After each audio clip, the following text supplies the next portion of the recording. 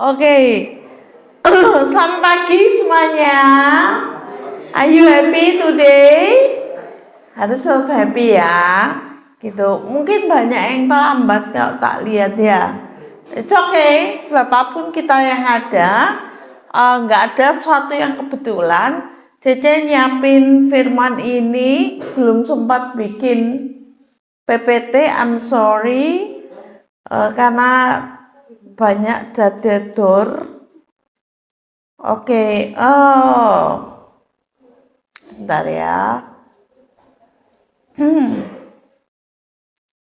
Oke, jadi judul firman hari ini tuh kita mau ngomong masalah when God interrupt your life or our life gitu. Ketika Tuhan menginterupsi hidup kita atau hidup kita. Kita mau belajar dari yang namanya Maria, ya kan?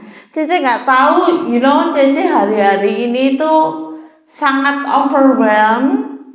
Pertama aku didiagnosa penyakit yang aku kayak gak pernah terpikirkan olehku gitu. Tapi itu kayak aku tuh terlalu yakin dan percaya kalau Tuhan tuh bisa menyembuhkan aku. Jadi it doesn't matter at all.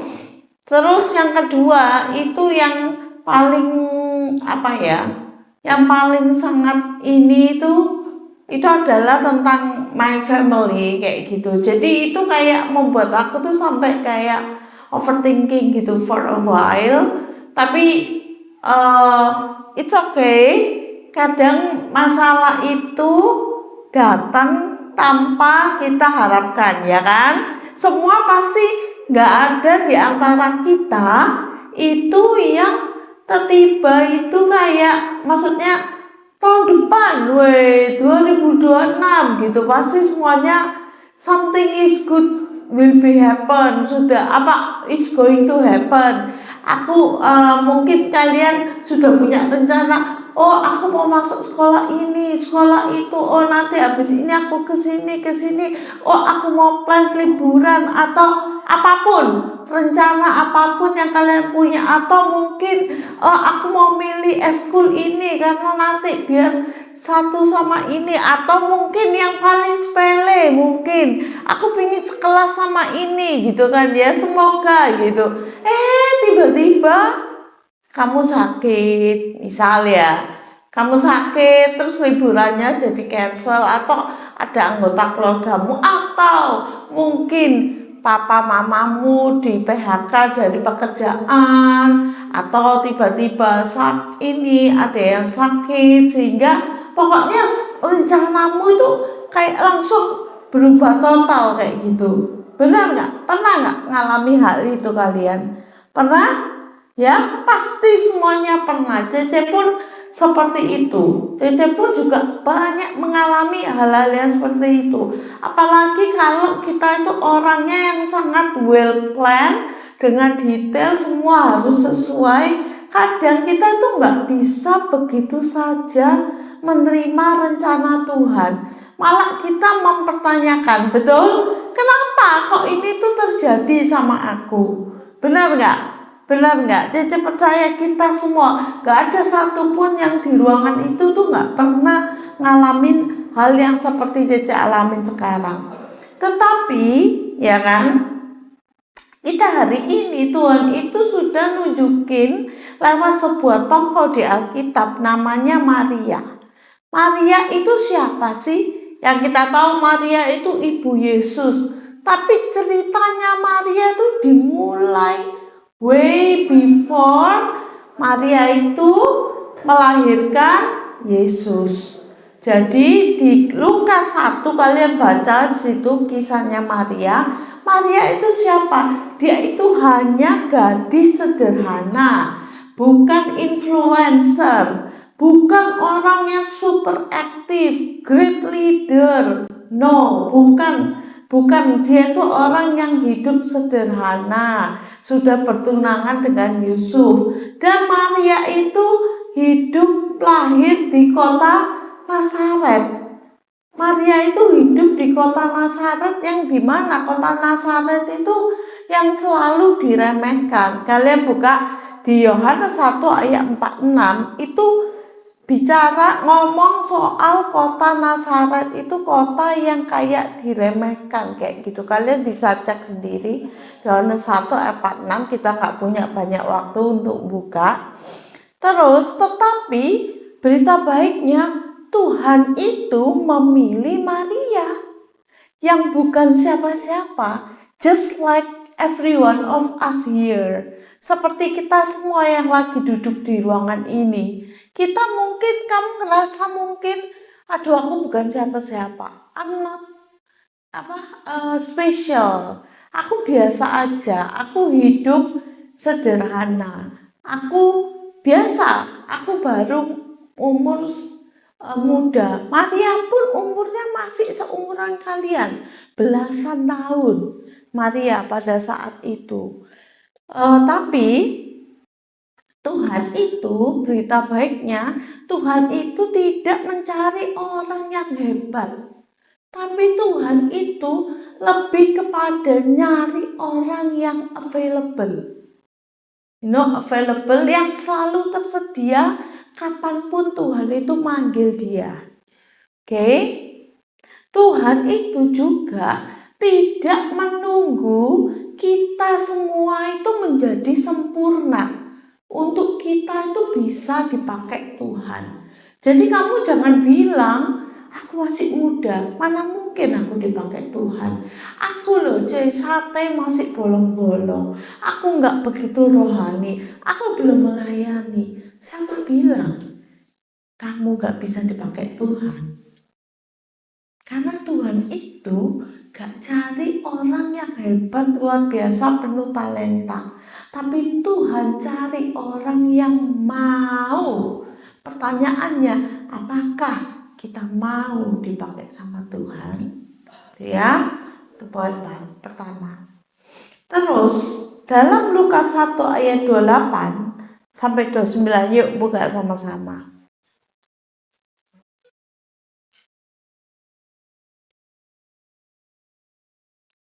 Ayat 28, ketika malaikat itu masuk ke rumah Maria, ia berkata, salam hai engkau yang dikaruniai, Tuhan menyertai engkau. Kan?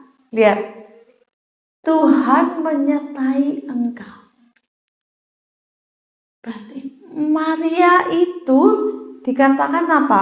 Di dalam bahasa Inggrisnya lebih jelas, Maria itu highly favored, pakai kata highly favored, sangat di sini katakan dikaruniai, tapi highly favored itu kayak sangat berkenan di hadapan Tuhan. Mungkin kata yang sering dipakai, sangat berkenan di hadapan Tuhan.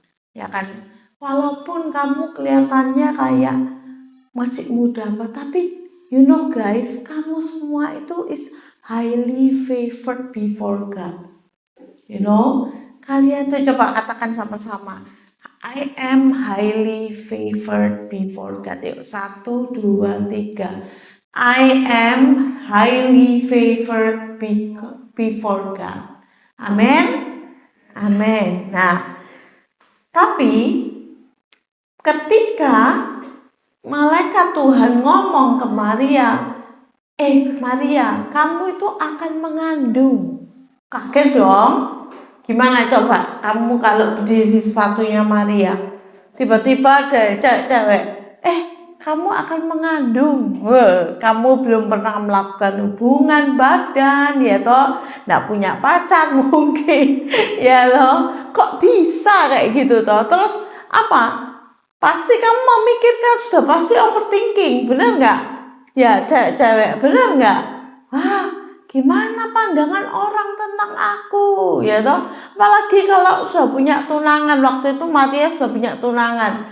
Aduh, tunanganku bisa nerima aku toh? Kayak dia mikir apa? Ini bukan anaknya atau whatsoever.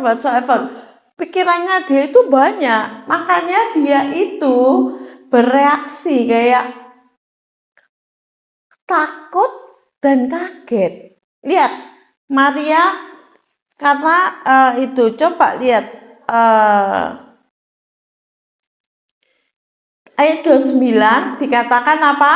Maria terkejut mendengar perkataan itu, lalu bertanya di dalam hatinya, apakah arti salam itu?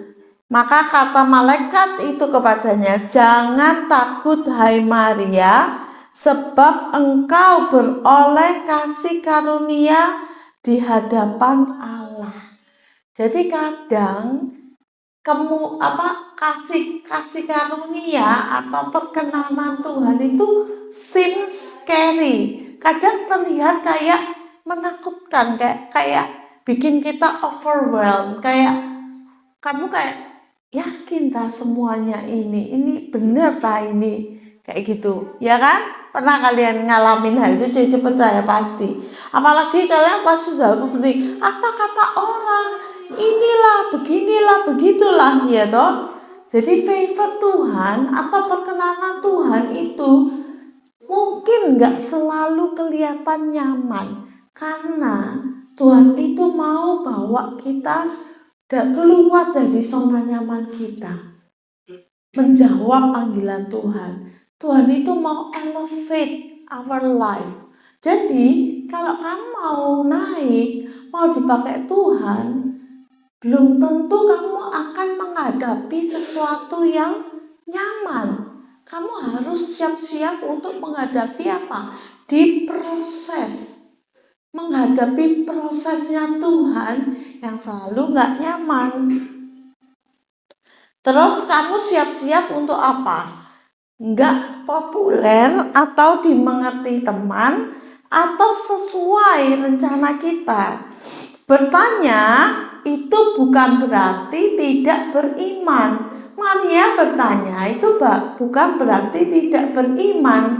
Iman itu bukan mempertanyakan kayak Maria, bener tak ini, kayak gitu. Itu respon manusia yang natural ya kan? Karena kan kita dikasih perasaan itu juga dari Tuhan loh guys, ya kan? Nah, tapi Tuhan itu instead of kita hanya berhenti sampai bertanya, kita harus ada kalimat berikutnya. Oke Tuhan. Maria pun juga demikian. Oke Tuhan, biarlah kehendak-Mu yang jadi. Dia memilih untuk tetap percaya. Amin. Kita harus memilih untuk tetap percaya. Jadi Tuhan itu enggak marah loh ketika kita itu berusaha menjadi terbuka, menjadi jujur dengan perasaan kita, ngomongin perasaan kita.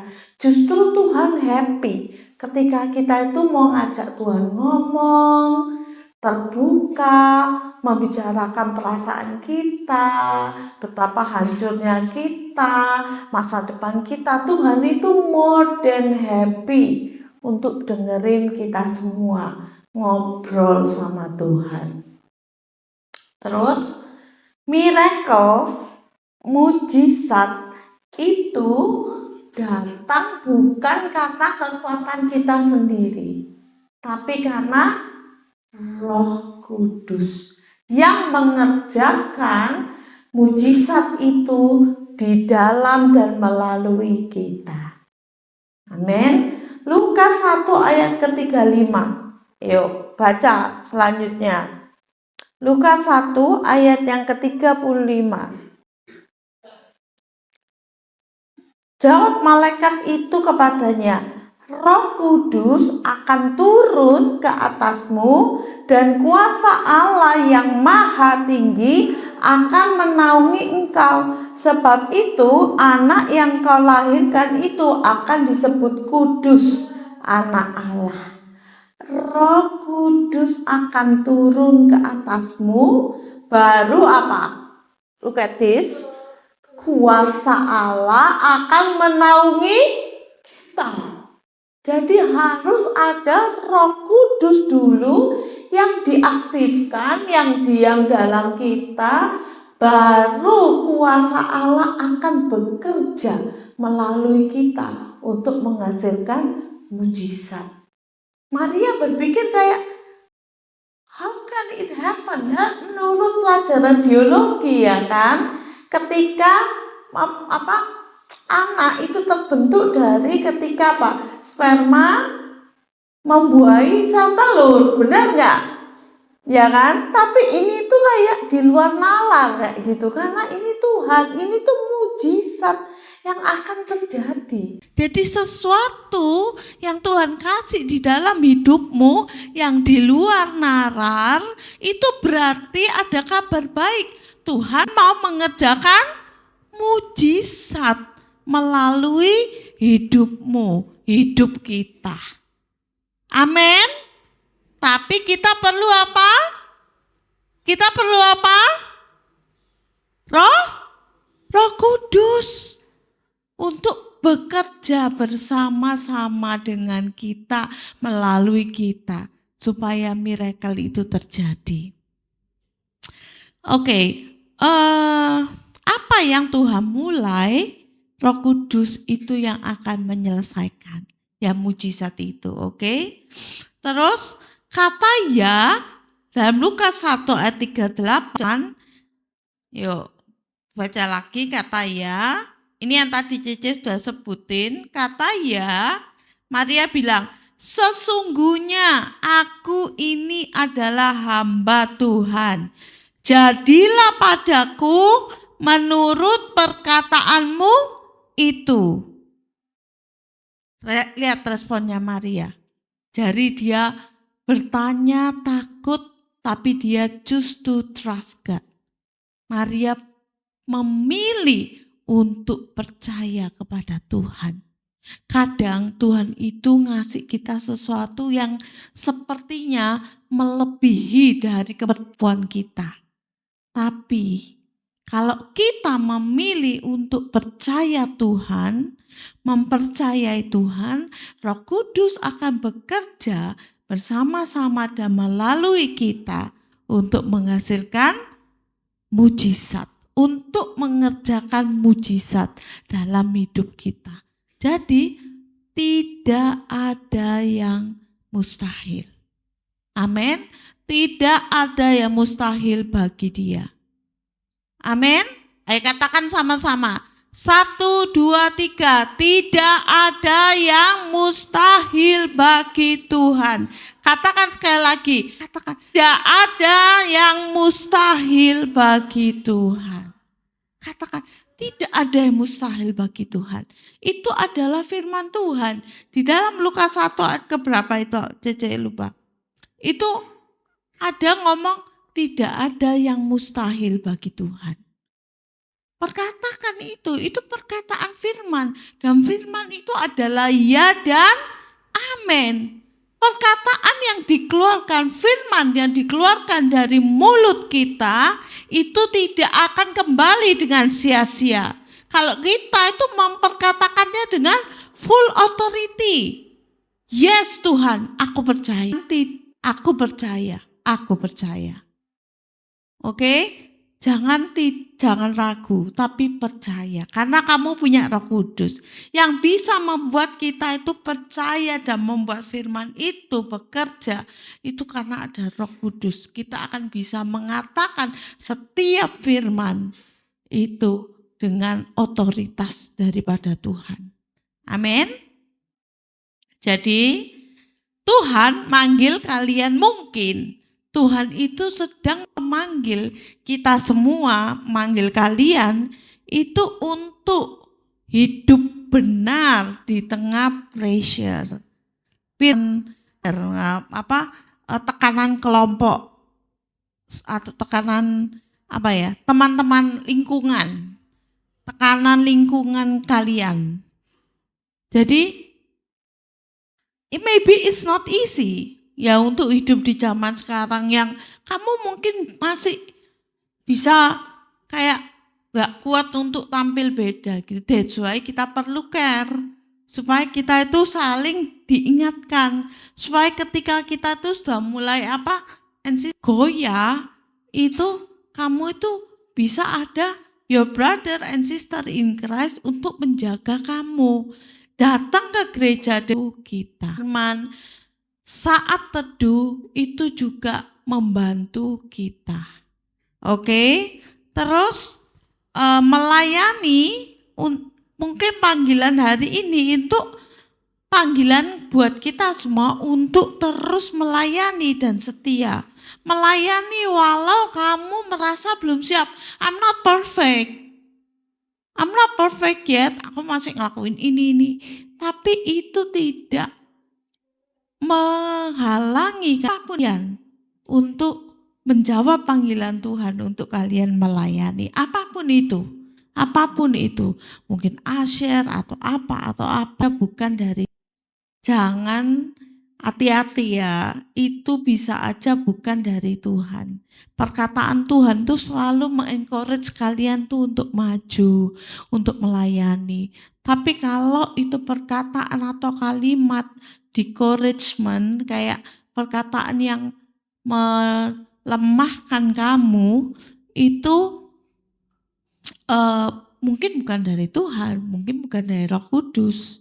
Mungkin itu kamu ngerasa tidak layak, itu suara hatimu sendiri. Next, kita akan belajar bagaimana cara membedakan suara Tuhan dan suara hati kita. Beda, oke? Ego kita dan suara Tuhan. Nah, oke?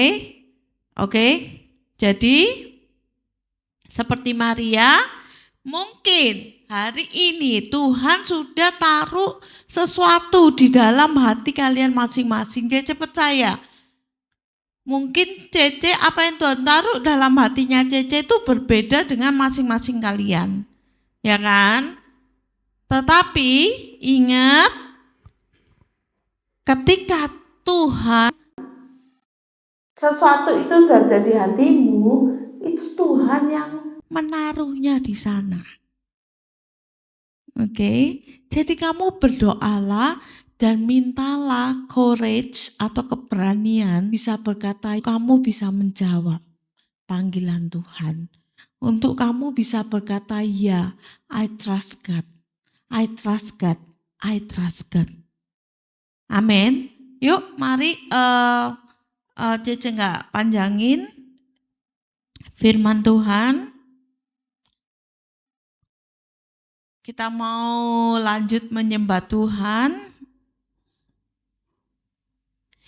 Guys, ketika kamu nggak ngerasa hidupmu itu life bar atau there is nothing different in your life, itu bukan berarti Tuhan itu bukan berarti Tuhan itu lagi diem aja. Tapi Tuhan itu sedang mengerjakan sesuatu jauh di dalam yang mungkin gak kelihatan atau mungkin kamu rasakan. Tapi percayalah, Tuhan sedang bekerja.